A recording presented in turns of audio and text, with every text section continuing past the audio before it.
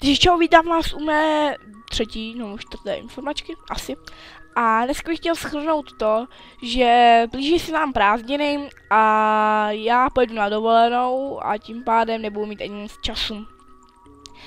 Což znamená to, že nebudou videa, protože jedu na dovolenou a protože teďka jsem si narazil malíček, no prostě na ruku. A nejdeme ani hrát Minecraft ani nic a taky z toho, že jsem nachcípaný, prostě nemocný, budu asi týden a půl doma.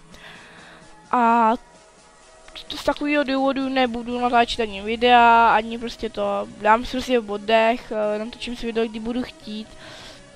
A teďka ještě jsem chtěl, že si natočím, že natočím možná, si koupím za 150 korun DLCčka Mafie 2.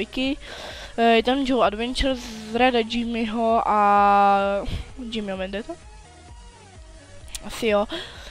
A mně přijde nejlepší ten Joe Adventures, no Joe dobrodružství, protože mě nejvíc baví, si to už dohrál, ale nahrál jsem ho takový 3/4 roku. A mně to přijde docela zábavný, ale já vím, že jsem už rozehrál jako normální originální hru Mafie, ale nějak se to nechytlo, ale to nevadí. Já to nějak dohraju ještě, ale ještě bych mezi tím chtěl třeba doplňovat třeba Minecraft, Mafie a třeba to DLCčko nějaký. A takhle bych pořád někdy jel, třeba bych to střídal. A doufám, že bych to nějak uhrál, jak se dá říct, ne uhrál, ale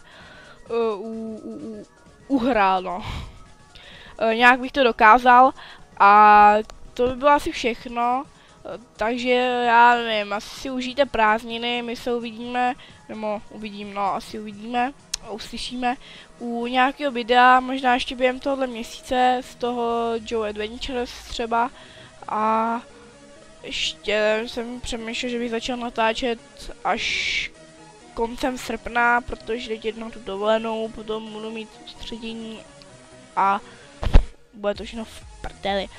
Takže začínám až zase začátkem školy, již škola.